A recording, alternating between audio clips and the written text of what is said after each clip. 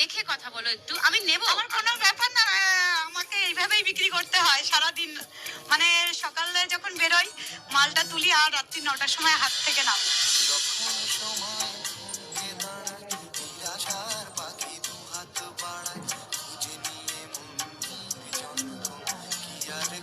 তখন স্বপ্ন স্বপ্ন স্বপ্ন স্বপ্ন দেখে।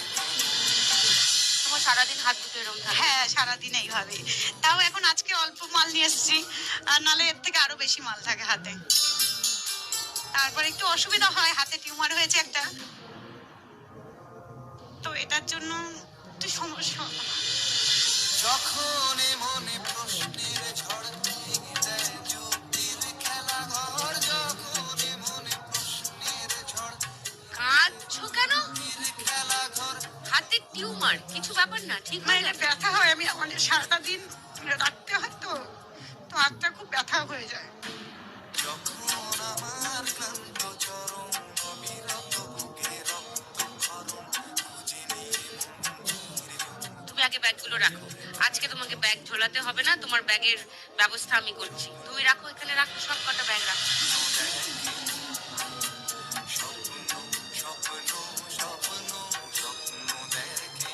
হাতের টিউমারটা একটু কোনোভাবে ঢেকে রাখতে পারো না? একটা ক্রেম না, ব্যান্ডেজ ওটা বা কিছু টান দিয়ে পরে টান করলে যখন লাগে। ব্যাগগুলো নিই না, আজকে অনেক কম আছে, অনেক রকমের ডিজাইন রাখতে হয়, তখন ওই এটা টান পড়ে যায়, তখন ব্যথা হয়।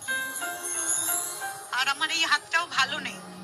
এটা আমি আমার হাজবেন্ডের বাড়িতে পড়ে গেছিলাম, মেয়ের 5 মাস বয়স ছিল তখন। হাজবেন্ডের বাড়ি? এটা তোমার বাড়ি না? না, আমি থাকি না। কেন? মেয়ের 9 মাস বয়সে আমি বাড়ি ছাড়া হই। কেন? আমাকে আমার স্বামী অত্যাচার করতো, শাসন করতো না, খাওয়া দাওয়া দিত না। কদিন ছিল তোমার বিবাহিত জীবন? আমি 2016-তে বিয়ে করেছি, 13ই অক্টোবর। 2019-এ 11ই জানুয়ারি বাড়ি ছাড়া হই। কেন এরকম হলো? প্রচুর মারধর করতো। যেদিন মারধর হয় সেদিনকার বাড়ি ছাড়তে আমি বাধ্য হয়েছিলাম একটা নাইটি পরে। তারপরে ব্যাগগুলো তুললাম, নিউ মার্কেটে আমি ব্যাগ বিক্রি করতে যখন যাই, আমাকে সবাই সহযোগিতা করেছে। তো আমার মেয়েটাকে ওই রাস্তার ওখানে শুইয়ে রেখে আমি ওই ব্যাগগুলো বিক্রি করতাম। এদিকে আমার মেয়ের 2022-এ হার্টে ফুটো ধরা পড়ে।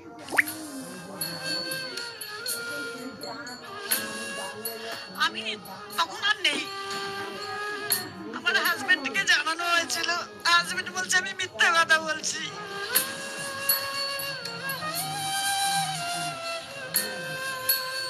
পরে শুনতে পারি আমার স্বামী বিয়ে করে